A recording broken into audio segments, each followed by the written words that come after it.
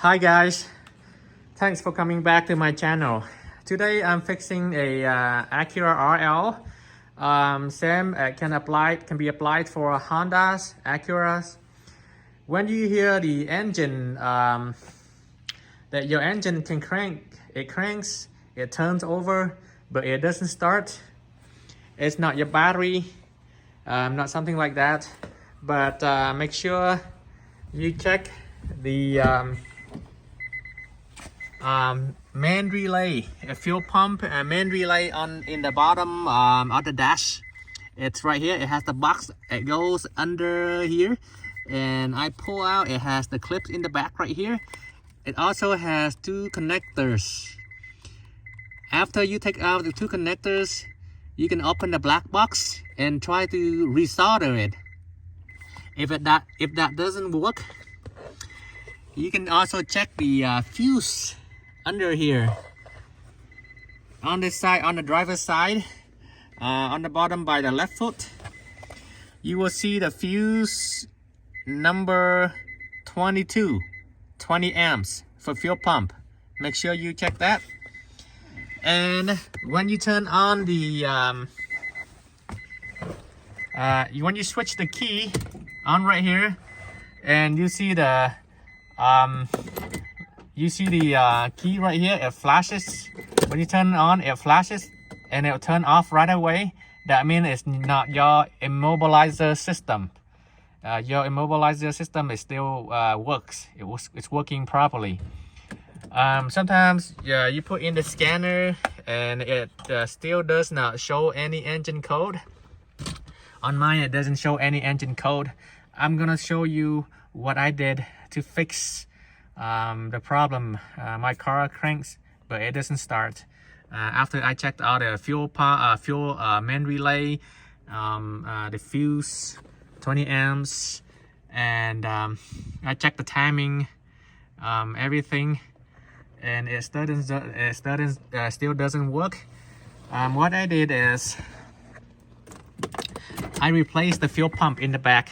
Oh, by the way, when you turn on the key and if you don't hear any sound from the fuel pump, usually when you turn on the key, you will hear the fuel pump primes. You will hear the noise. If you don't hear anything, if it's just really quiet, that means there's something wrong with your fuel pump, or it also has the fuel pump relay in the back. In the trunk. I'm gonna show you right now. So before you open up the fuel pump, make sure you disconnect the negative battery cable and release the fuel cap. So that way the fuel pressure will be released when you work on the fuel filter. The fuel pump. So this is the location of the fuel pump. It's in the trunk near the back seat. So basically it has the cover like this with the 4 screws like this on top of it. After you remove these 4 screws, the fuel pump will be exposed. And you disconnect this connector right here. It's just one connector on the top right here that goes to the fuel pump. The fuel pump, there are a lot of 3 units that look like fuel. These one look like fuel pump, but actually the fuel pump is the one that has this connector that looks like this, and it has a rubber cover on the top. After you pull out the rubber cover on the top, you see the connector right here. All I need to do, I disconnected here, and here are 2 lines. One is the return lines. So disconnect these one right here, and the 4 nuts. Not 4, probably 8 or probably 8 10 millimeter nuts like this. One right here, and around here. After that, you will you'll be able to pull out the fuel pump and replace the whole unit if you buy the whole unit from the dealer.